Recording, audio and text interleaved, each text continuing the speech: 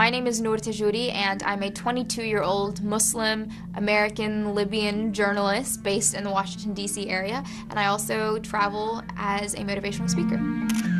So people ask why Playboy, and I kind of say why not. I don't know why we're going to sit there and constantly say, well, we want people to understand what Muslim American women are actually like, but we're only going to share that with certain people. No, like, my message is the same. I didn't compromise anything, and I think it's important to have that on the grounds and on a territory where they were known for objectifying women or sexualizing women, but at the same time, like, if my message is to combat the objectification and combat the sexualization of women in our society, then what better way to share that message and kind of put it in people's faces than on the front lines of where people are known to do that.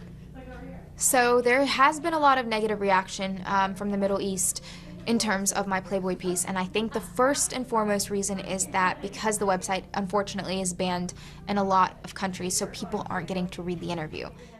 My message stems from where I was when I was a lot younger and I was struggling with my identity. During high school, I was kind of going through this identity crisis and I just couldn't figure myself out. And I was like, hey, I need to figure out a way where I can finally find out who I am as a Muslim American and how those two fit together and how it actually works.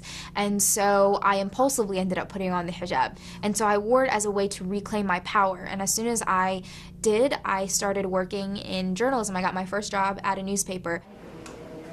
When you're out in the street and you're trying to talk to people, sometimes people won't talk to you, or they'll comment about your hijab, or it might be a little bit harder to get a job, but then I've quickly learned that, well, I don't want to work at a place that wouldn't want you to be yourself anyway.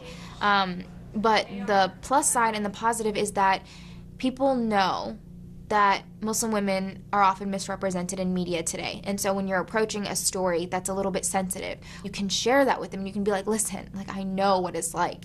And so you can trust me with this story. And that has been the most rewarding thing. This is a building that is covered in medical records. Right now I'm pretty much doing everything that I love. I get to tell stories around the country and around the world that I care about, that I think are very important. I don't read the negativity, and I focus on the positive, and I focus on what's next.